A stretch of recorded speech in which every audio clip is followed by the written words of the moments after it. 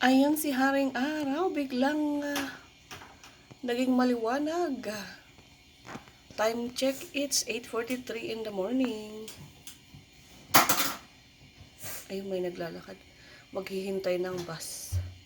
Ganun po, dito kung nagbabas ka. Super lamig. Ang temperature natin for today is nasa -7 to -14 with a wind chill of -21. Pero ayun, si Ale na naglalakad. Magbabus ride.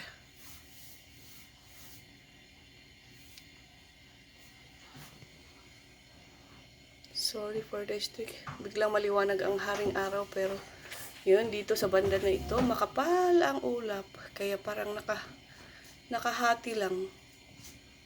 Mamaya maging maulap na yan sa super kapal ng clouds at dahil nga naman sa malamig na weather temperature natin.